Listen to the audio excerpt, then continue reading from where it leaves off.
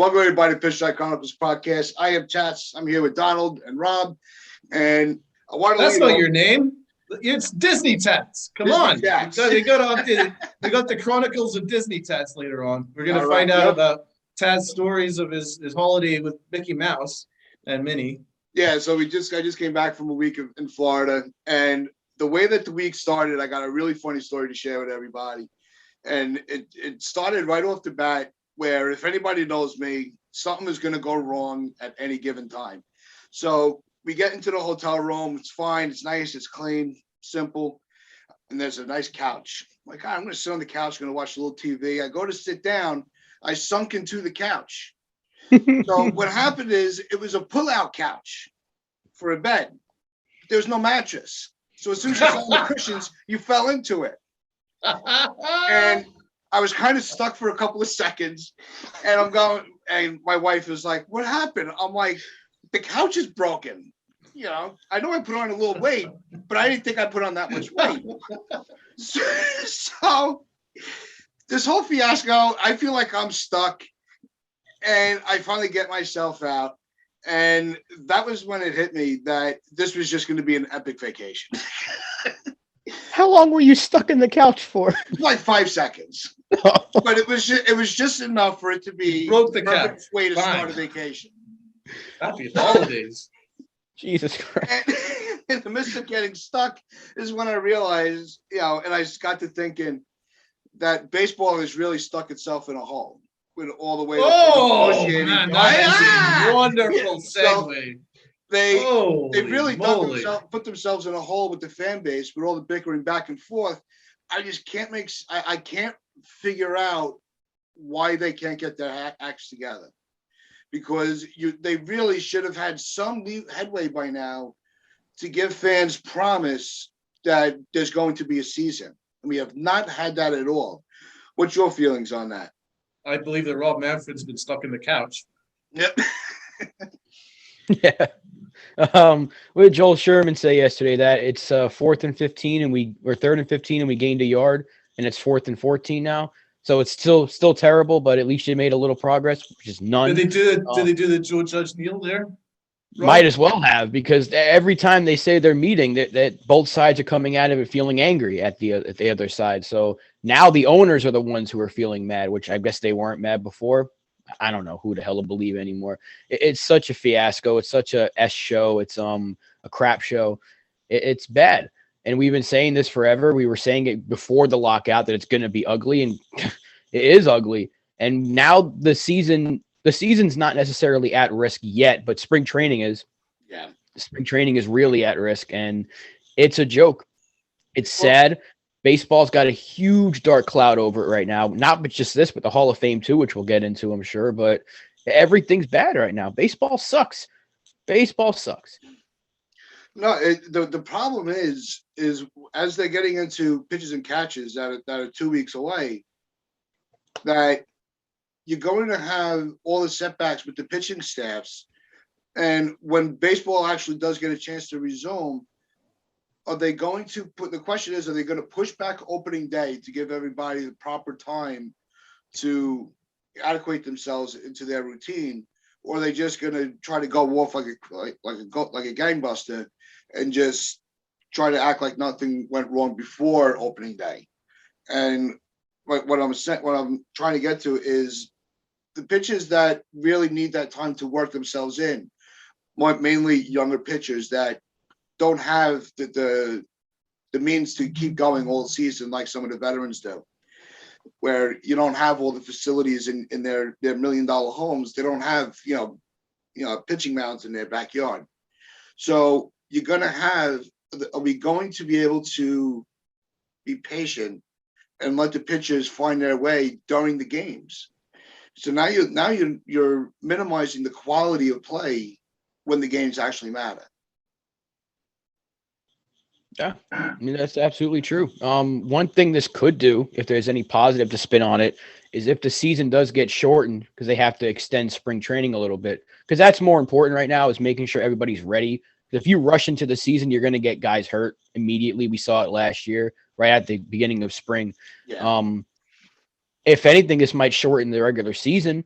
and give baseball a reason to consider that in the future, because it should not be 162 games, especially if you're going to have an extended playoff. So I would say if we had to shorten season by, I don't know how many games, maybe they explore that in the future, but that's a very small positive to take out of this. I mean, Donald, I'll let you talk in just a second. I'm just so disgusted by how this whole thing has gone. The fact that we still don't have any light at the end of the tunnel after all this time, 2+ months of a lockout, zero progress. That's disgusting.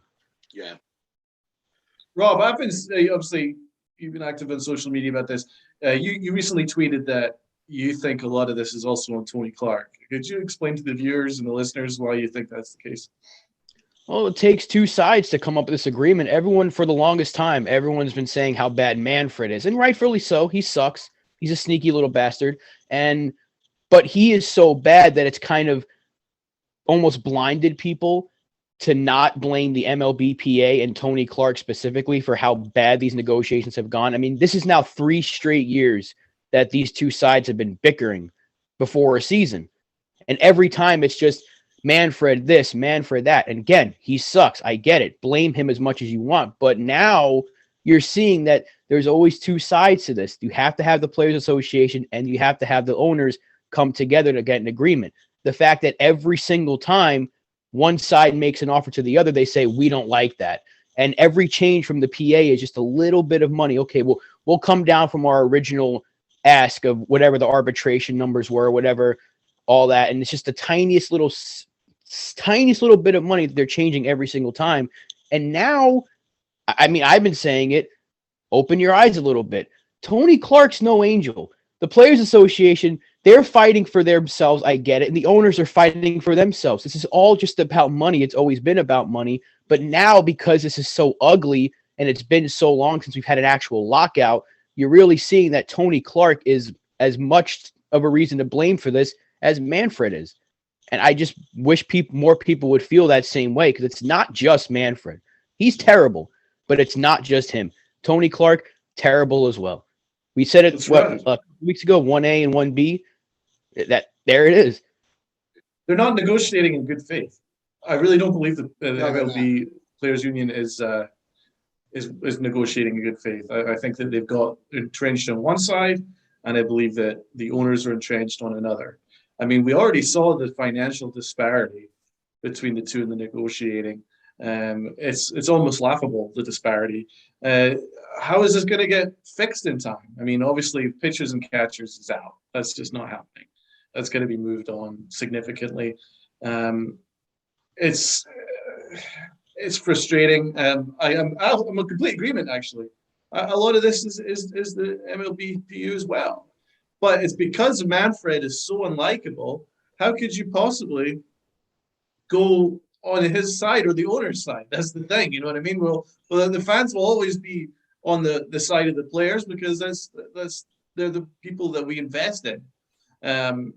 But I really don't think either side are going to move off their positions. Why would the owners give up money? They will never, ever give up money. That's just never going to happen. So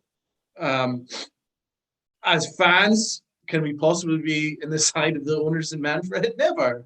Manfred is the worst thing that could ever happen to professional sports. You go through the laundry list of the things that he's done to the sport. I mean, he's made a mockery of it with these 7-inning games, or the 7-inning doubleheaders, and then the runner at second base in extra innings and stuff. And that's the best that he's done. The worst that he's done was obviously make a mockery of the World Series championship, calling it a piece of metal. How he kept a job after that is beyond my belief and anybody's belief, really. So this is who he is. And he's also front and center of the steroids thing as well.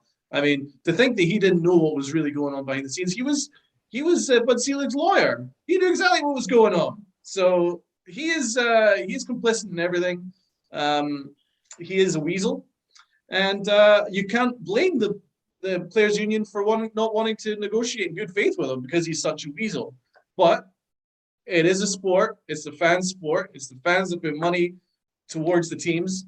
And that's why they need to remember that this is a historic sport, and they can't just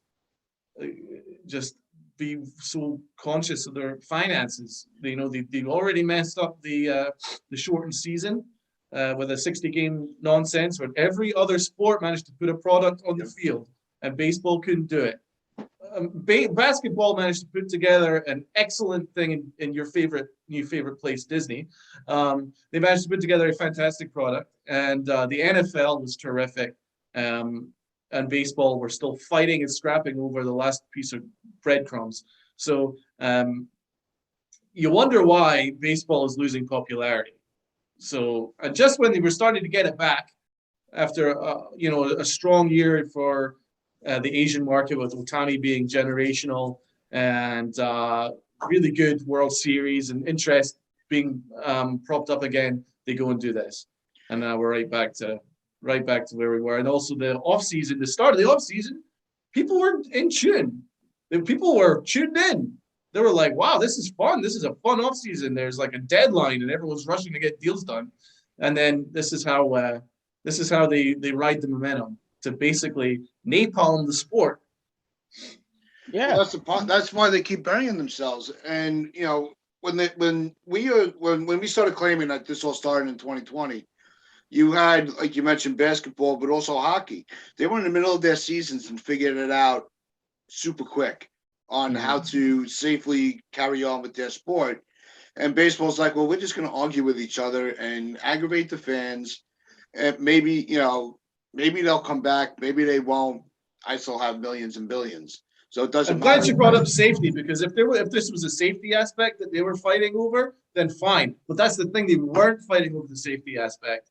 Basketball and football were worried about the safety aspect, but baseball weren't. The only thing that they did for safety was to have the 7-inning game, as if you can't get coronavirus after the 8th inning.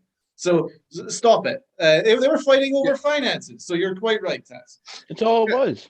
They had such an opportunity. This is a perfect time to grow the sport. You have so many good, great generational young players coming up right now throughout the league, and everyone knows who they are when you say just who is the generational players right now that you're seeing out there. Soto, Ohtani. I mean, come on. You have one guy right now that could be the face of your sport, and you don't even have a sport right now.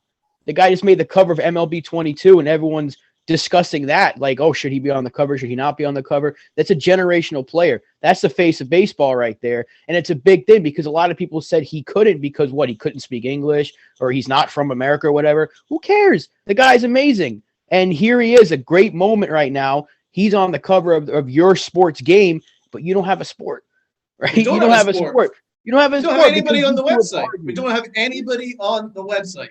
Everyone's blacked out. Yeah, right. You have so many good young players, and you can build a sport with a new crop of players.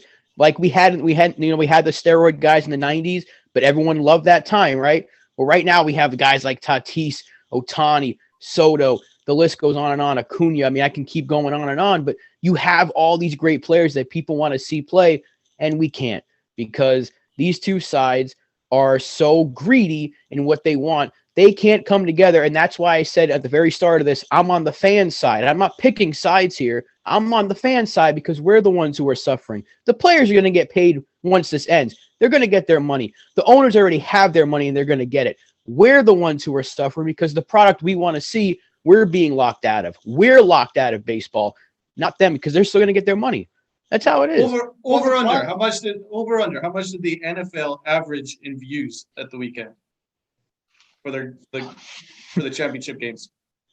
It's over. Whatever the number you want to put out there is, it's over because this has been the most exciting NFL playoff I've seen in a very long time, and the NFL is going to be thriving. And there's been some arguments going on. There's a big thing happening right now that I'm not going to get into with the NFL, but still, people are tuning in. NFL is going to keep growing. So you know how much they averaged? 50 million. 50 million viewers they averaged. And so how much did baseball average? Not even a percentage of that. And what my point is while the NFL are having the Cincinnati Bengals, who had like 6 wins 2 years ago, in the Super Bowl, and everyone's tuned in and excited, What are baseball doing? Baseball soiling themselves, fighting over money, and that's why baseball will always be in the mud. And Well, the problem- they the other can problem with still get a baseball- piece of the pie. Sorry, Tats. They can still get a piece of the pie. Baseball is America's sport if they actually cared enough about their own sport. But we have a commissioner who hates the sport, and we got another side that doesn't care to appease the fan base. They're only worried about their own finances or whatever. And they'll have their own high horse, I'm sure, and their own reasons. But in the end of the day, their own commissioner doesn't really care about his own sport because he called it the trophy a piece of metal. So that's what we're fighting against. And that's why you're always going to have the NFL top pie averaging 50 million viewers a weekend because it's a far more interesting sport. Well, the problem is you have a bunch of owners that are billionaire businessmen who bought the team just to kind of line their pockets just a little more. You don't have owners that really have a passion for the sport. So that's why they don't budge at all. You know, they don't care about the health of the sport. They care about the health of their wallet. And eventually, as the sport declines in popularity, it's going to hit their wallet. And until that happens, they're not going to wake up to that. But the other thing I wanted to point out when Rob brought up, all the new faces of baseball, when the last strike happened in 94, 95, you had, Bonds and Clemens, Canseco, you had all these players that even if they weren't on your team, you knew who they were and you were watching what they were doing. You were watching them play. Now you have a whole new generation of players with Tatis and Soto, Ohtani, Judge, where even if they're not on your team, you're still watching them play because they're that good. And baseball is really damaging itself by not letting people see those players because they want to make, they want to nickel and dime back and forth and argue and dispute and debate. I want this. No, I want that. There's no give and take in these negotiations. They all just want to take. And that's where baseball they're treading on dangerous waters by having all these 5-minute meetings that are going nowhere. Yeah, that's very important because all their meetings they start and then they 30 minutes later, all the tweets come out, oh, the meeting ended and the sides aren't happy. It's like every time, why even meet? If you know it's just going to end in 30 minutes, just do it over the phone then and just have the good old fashioned click because that's how it's going to end. Because these two can't come up with any sort of progress every single time. Go to the Starbucks drive-through faster. It's terrible. Like, this is what we're dealing with right now as fans, and we're supposed to be happy when it comes back because we know they're going to come up once they start losing money. That's when it comes down to. They're going to lose a little bit if the spring gets delayed and if the season has any sort of delay. They're going to lose even the tiniest bit of money. But once they start to see that's an actual threat, then they're going to rush to get something done. But it's not going to be a good deal. It's going to be one of those compromise, okay, let's just get it over with so we have a season. And then the next time they have to get together, which is probably going to be another year or two because it's not going to be that long of a CBA, I wouldn't think, we're going to go through this again because these two sides just can never get it going with each other. They went through 2020 angry. They started 2021 angry. And now here we are. So are we expecting any sort of good, great deal at the end of this whole thing where it's like another 10 years of labor peace? Probably not. I would love it, but I highly doubt it at this point because everyone's mad at each other. And I brought up, we were talking about, the players in the late 90s, with Bonds and Clemens and those guys. And I want to use that to bring up the topic of the Hall of Fame with Ortiz getting in and Bonds and Clemens are now off the ballot, which is complete BS. If there was one guy that you would say that had the steroid cloud, it would be Bonds. He should have broke the barrier to get in, not Ortiz. I think that was a joke. And it was so frustrating. You saw it all over social media. Nobody could wrap their head around it. Clemens put out a couple of tweets that were in very good taste. Yeah. And he was very graceful about it. You don't play the game just to get to the Hall of Fame. You play the game to play something, play a game that you love. Not it's actually paraphrasing, but you get the point. And I think that with Ortiz breaking that barrier, do you think that opens the floodgates for people in the future? Or is this going to backfire on them because Bonds and Clemens are out, that the Hall of Fame is in jeopardy of its integrity? It's been in jeopardy for a while now. Ortiz got in simply because he was likable, because he had the steroid cloud over him as well. I think he should have been a Hall of Famer, so I'm glad he got in. But I said it also, if you're going to let him in, you better let Bonds in, you better let A-Rod in, you better let Clemens in, let all of them in, because A-Rod was a better player than Ortiz. That's not just me being a Yankee fan saying that, because I can't stand Alex Rodriguez, but he was a better player than David Ortiz. If you look at the numbers, he should have been in first ballot, but A-Rod was such a POS during his playing time that he wasn't going to get voted in, where Ortiz was very, very likable amongst the media. And who has the right to vote for the Hall of Fame? The media. So there you go. That's all it is. That's all it is, the popularity contest. If you're going by the numbers, Bonds should have been in the first ballot. Clemens should have been in first ballot. A-Rod should have been in this year. But this is where we are. Talk about the integrity of the game. You're giving these morons the right to vote, and they're posting their blank ballots on Twitter like it's some sort of lottery ticket. Go F yourselves, as far as I'm concerned. Did you guys come across what was tweeted around by the media, Doug Glanville's article on ESPN? Howie Rose retweeted it. Did you guys read the article?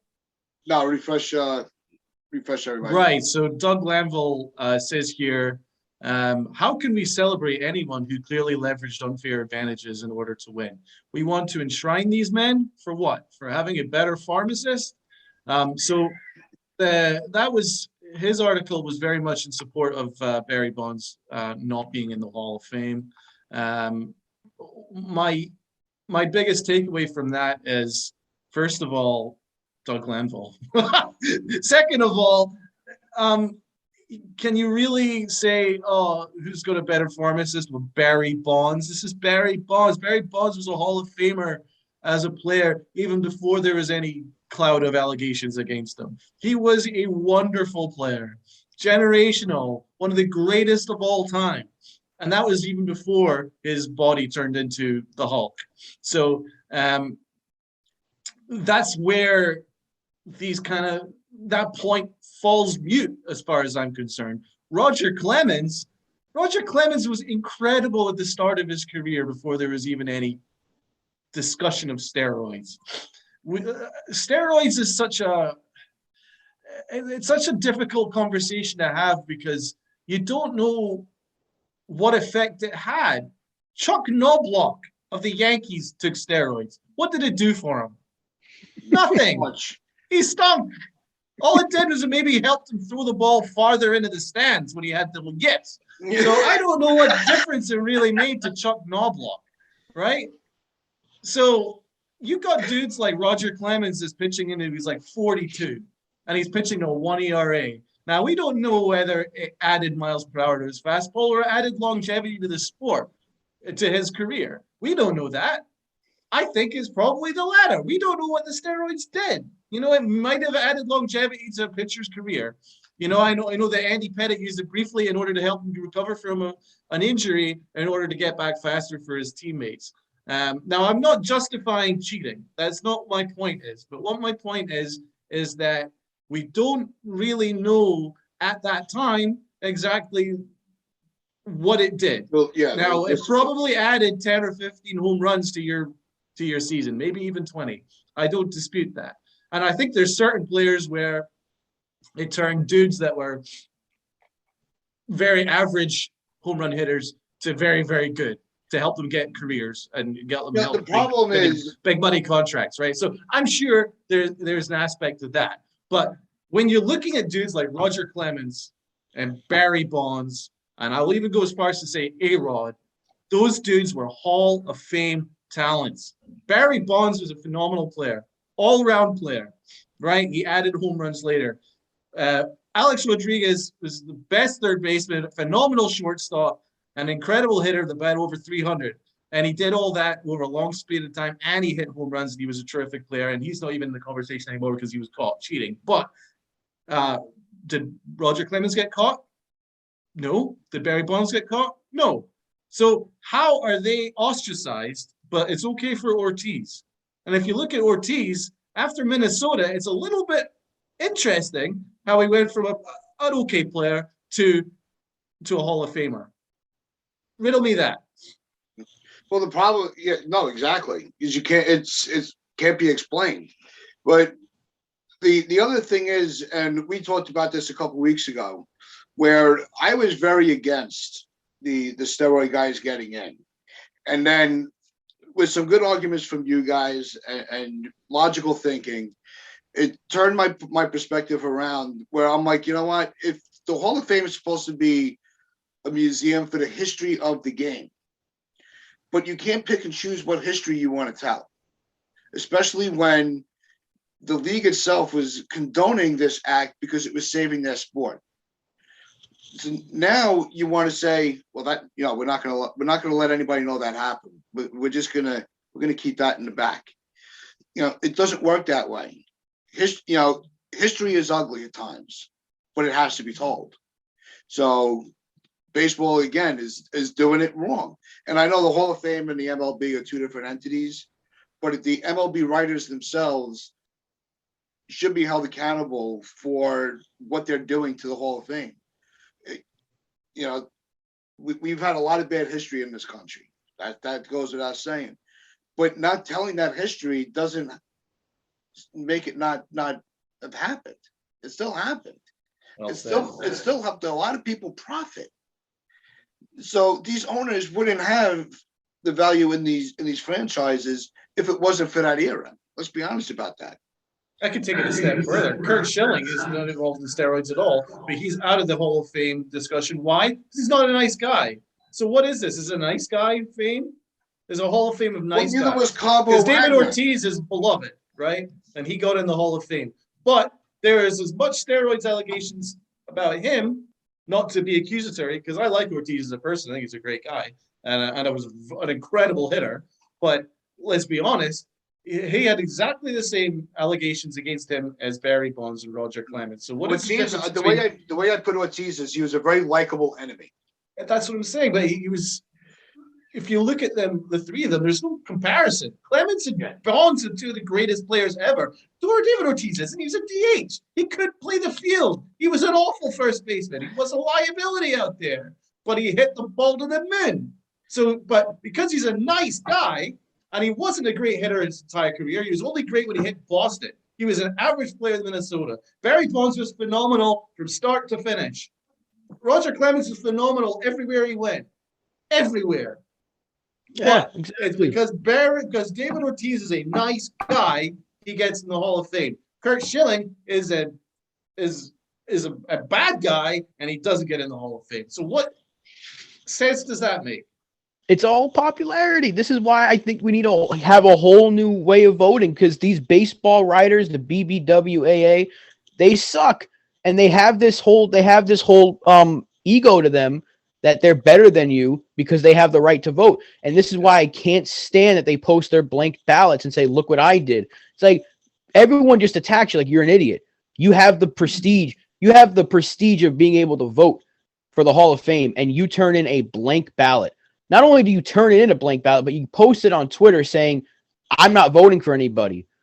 Good for you. Then give it to somebody who will vote for somebody. Like, why are we doing this? We had the same discussion last year. You know, why are we allowing these people to constantly turn in a blank ballot year after year and say, no, you still have the right to vote. You're not voting 3 years in a row, but we're going to give you that right to vote. Like, well, what do you think would be a good alternative? Because obviously this is not going to work. We can't just have anonymous writers basically controlling players' fates, playing God. I'm completely against that. I don't like writers playing God. There was a writer out there that had an agenda against Derek Jeter for unknown reason and refused to get him unanimous in the Hall of Fame. One guy. Why? Because he had an agenda. Why should he be given that right? So this needs to change. How would you change it? I'd give it to the players. Let the players vote. Maybe players that are, still alive in the Hall of Fame get a chance to vote as well. I don't know how you can do it, but I would let the players Either it's Hall of Fame players, past or present, whatever, players from today, players from a past lifetime, whatever. Obviously you can't have dead players vote, but you know what I'm trying to say. Yeah. Leave it to the players because that's what it comes down to. The players get into the Hall of Fame. Let it be decided amongst your peers. Yeah, let the players vote.